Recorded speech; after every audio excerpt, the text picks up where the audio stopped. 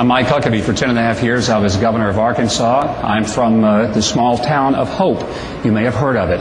All I ask is, give us one more chance.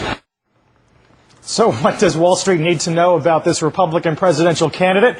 Governor Mike Huckabee joins us now from Washington with a special squawk introduction. Pretty nice line there, Governor. You did a nice job. In fact, the reviews, at least from NBC's Chuck Todd, quote, "The candidate who performed best, frankly, was Mike Huckabee. His third straight strong performance. Is Huckabee now legitimately the perfect VP candidate for any of the current big three?" What do you think?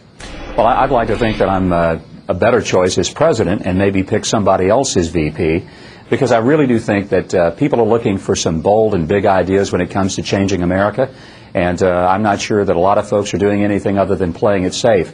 I'm talking about some things like the FairTax proposal that would really bring some serious investment back to this country, and I think that's what people are looking for. Yeah, explain the FairTax. You want to overhaul the tax system, even abolish the IRS, right? Exactly. It's a $10 billion a year cost to the American people, but more importantly, we have almost $11 trillion parked offshore right now that's been moved away from America and the capital market because our tax structure is so onerous that it's just not really advantageous to keep money here.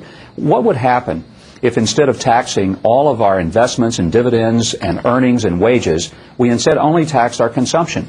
It would revolutionize, and the fair tax is the most effective way, not just to twist the screwdriver a couple of turns and put some duct tape on a really ridiculous system in which 35,000 lobbyists work in Washington to work over 535 members of Congress.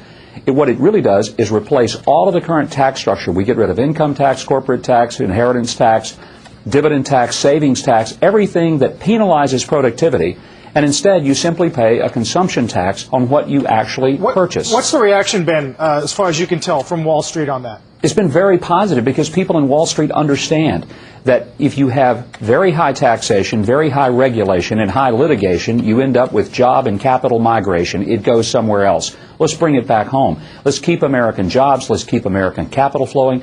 And why should you penalize somebody for being productive? Yeah. That's the point.